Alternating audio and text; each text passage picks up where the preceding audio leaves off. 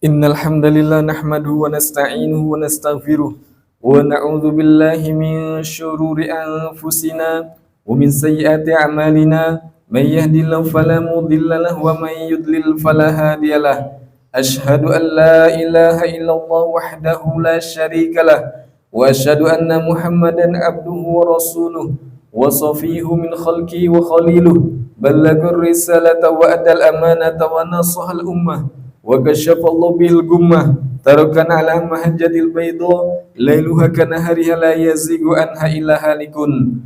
Qala ta'ala ya ayyuhalladzina amanu taqullaha wa qulu qawlan sadida yuslih lakum a'malakum wa yaghfir lakum dhunubakum wa man yuti'illaha wa rasulahu faqad faza fawzan 'azima.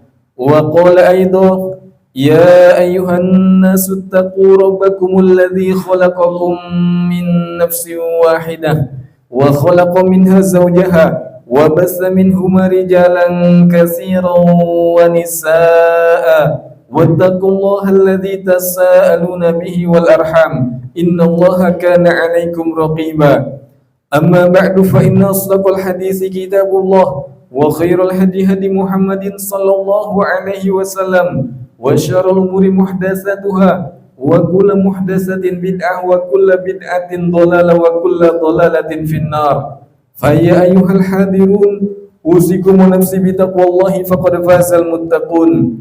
Jamaah salat Jumat yang disayang oleh Allah Subhanahu wa taala. Alhamdulillah dan syukur kepada Allah Subhanahu wa taala. Sering-seringlah kita ucapkan sebagai bukti terima kasih kita, sebagai wujud terima kasih kita kepada Allah Subhanahu wa taala yang Maha Kuasa, yang telah memberikan kita berbagai macam nikmat. Karena pada hakikatnya kita ini merupakan makhluk yang lemah, tiada daya dan upaya kecuali atas pertolongan kita dari Allah Subhanahu wa taala yang diberikan kepada kita.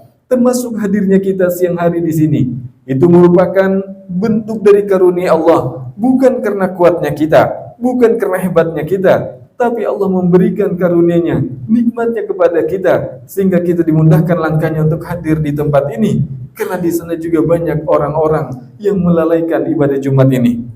Kemudian berikutnya salawat dan salam kita sampaikan pada junjungan kita Nabi besar Muhammad sallallahu alaihi wasallam. Allahumma shalli wa sallim wa barik alaihi. Dan juga kita sampaikan salawat dan salam kita kepada keluarga beliau, sahabat beliau, dan semua orang yang mengikuti jalannya dan meninggal dalam keadaan muslim. Dan mudah-mudahan kita semua termasuk umatnya yang senantiasa mengikuti jejaknya, mengamalkan sunnahnya, dan meninggal dalam keadaan muslim.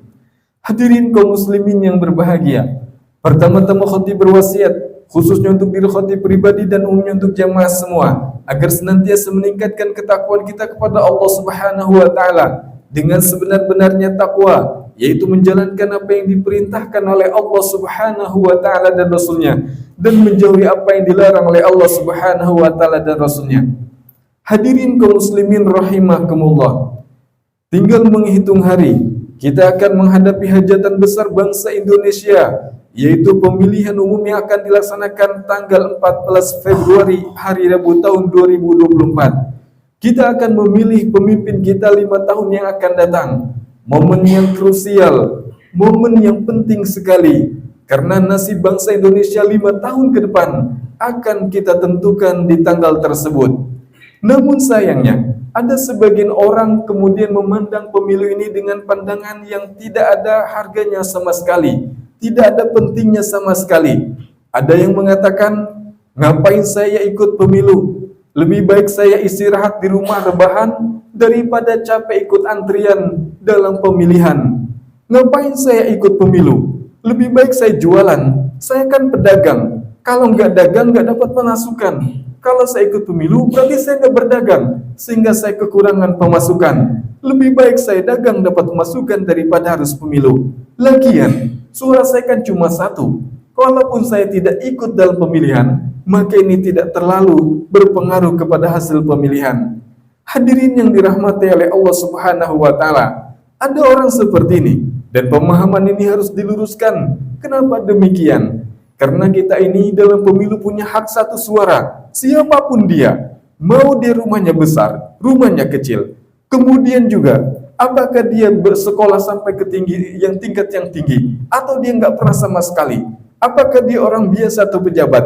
Maka haknya cuma satu suara. Siapapun dia, termasuk presiden sekalipun, haknya dalam pemilu itu satu suara. Bisa dibayangkan betapa bahayanya pemikiran ini kalau dibiarkan. Kalau seandainya ada 1 juta bangsa Indonesia berpikiran yang sama, suara saya kan cuma satu, tidak terlalu berpengaruh kepada hasil pemilihan, maka berarti ada 1 juta suara yang akan sia-sia, yang tidak akan ikut menentukan nasib bangsa Indonesia 5 tahun ke depan. Oleh karena itu suara kita menentukan. Jangan remehkan suara kita yang satu. Suara kita ini sama dengan suaranya menteri. Suara ini juga sama dengan suaranya presiden. Ada sebagian yang mengatakan berbeda. Orang-orang ini semangat pemilu, tapi mereka menghitung pemilu dari nominal yang ada. Saya nggak akan nyoblos kecuali ada yang memberi. Siapa yang memberi saya paling besar itu yang saya coblos. Maka kalau nggak ada yang beri saya paling besar, saya nggak mau nyoblos. Maka pemahaman seperti ini yang pemahaman pragmatis, mementingkan kepentingan sesaat. Siapa yang ngasih dia lebih besar, dia akan coblos. Siapa yang tidak dia ngasih kepada dia besar, maka dia tidak nyoblos. Dan kalau kita hitung-hitung, berapa sih orang yang paling besar memberikan untuk pemilu?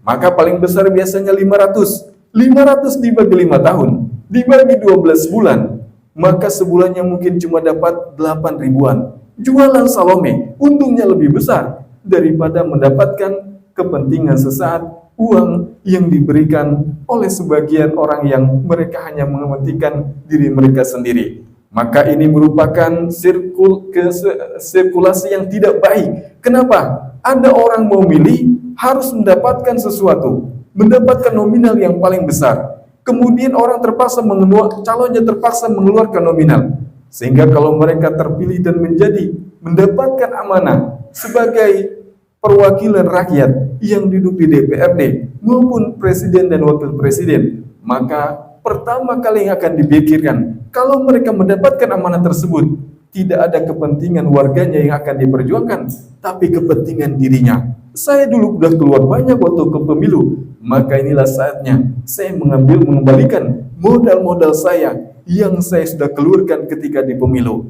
Dan ini jangan kita biarkan terus seperti itu. Maka ini merupakan momen yang penting. 5 tahun yang ke depan kita akan menentukan juga nasib Balikpapan, kemudian Kalimantan Timur, dan juga bangsa Indonesia pada umumnya. Hadirin yang dirahmati oleh Allah Subhanahu wa Ta'ala, sahabat itu mereka peduli dengan kepemimpinan, dan mereka tidak pernah hidup dengan kosong tanpa ada kepemimpinan. Mereka peduli dengan kepemimpinan. Kenapa? Karena semua banyak hal-hal yang akan ditentukan oleh seorang pemimpin, dan itu berkaitan dengan orang banyak. Pada peristiwa ketika Rasulullah SAW meninggal dunia dan beliau tidak langsung dikuburkan, tahukah kita apa yang dilakukan oleh para sahabat ketika Rasulullah SAW meninggal dunia? Mereka langsung berkumpul, berdiskusi, menentukan siapa kira-kira pemimpin yang akan meneruskan pemimpinan setelah Rasulullah SAW. Rasulullah belum dimakamkan, tapi mereka sudah menetapkan siapa pemimpin yang akan datang. Karena bagaimanapun, masalah stabilitas ekonomi, politik dan sosial, bahkan penegakan syariat Islam tidak bisa berjalan baik jika tidak ada pemimpin yang mengawalnya. Maka keluarlah nama Abu Bakar As-Siddiq radhiyallahu an menjadi pemimpin setelah Rasulullah sallallahu alaihi wasallam.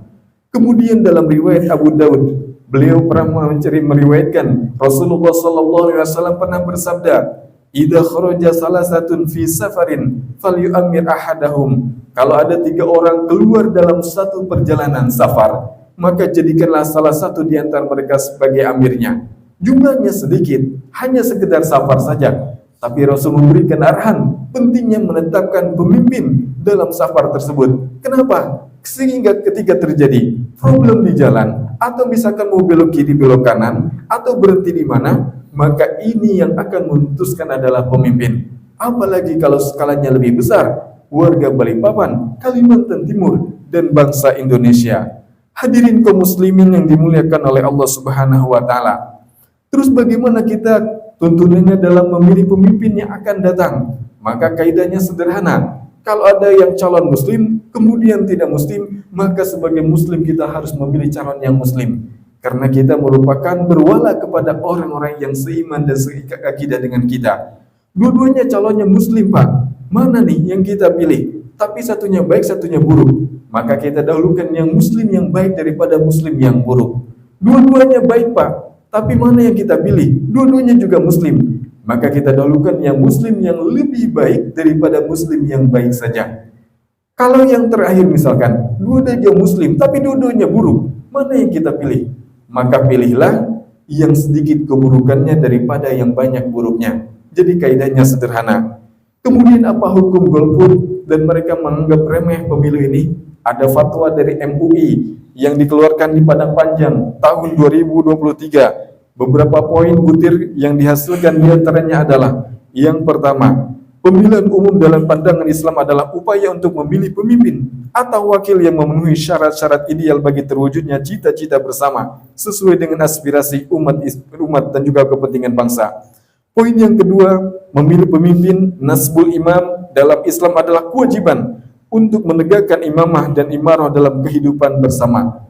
Jadi hukumnya mencoblos itu wajib menurut fatwa MUI, dan ini fatwa yang kuat. Kemudian yang ketiga, imamah dan imarah dalam Islam menghajatkan syarat-syarat sesuai dengan ketentuan agama yang terwujud agar terwujud kemaslahatan dan juga dalam masyarakat. Kemudian yang keempat, kayak gimana pemimpin yang perlu kita pilih? Di sini dijabarkan lebih detail.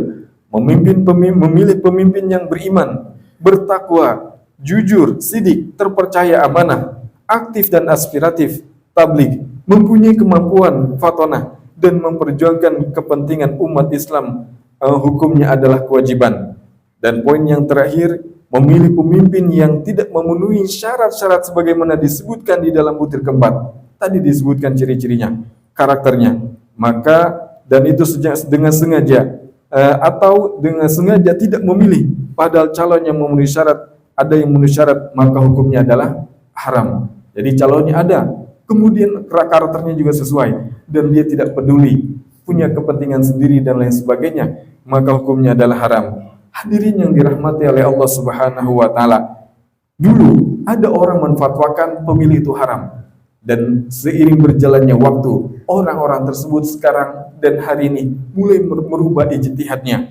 Kenapa? Karena mereka mulai menyadari tanda tangan seorang pejabat itu beda dengan tanda tangannya Pak Mamat yang orang biasa.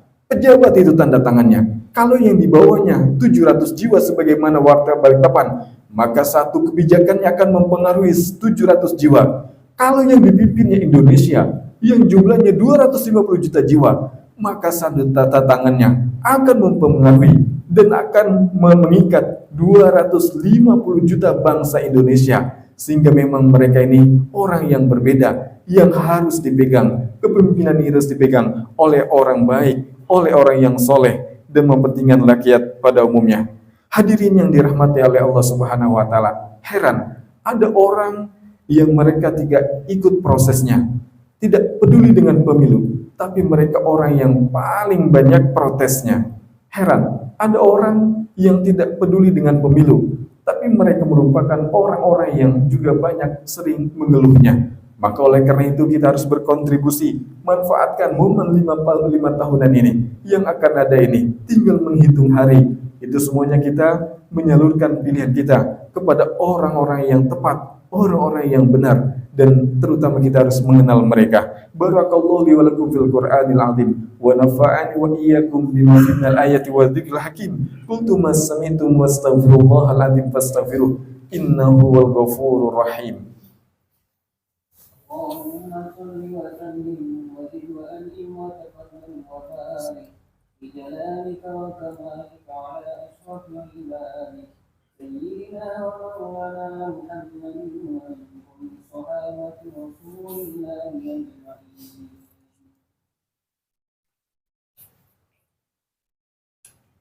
الحمد لله رب العالمين الرحمن الرحيم مالك يوم الدين أشهد أن لا إله إلا الله وحده لا شريك له وأشهد أن محمدا عبده ورسوله اللهم صل وسلم على حبيبنا وشفيعنا ومولانا محمد وعلى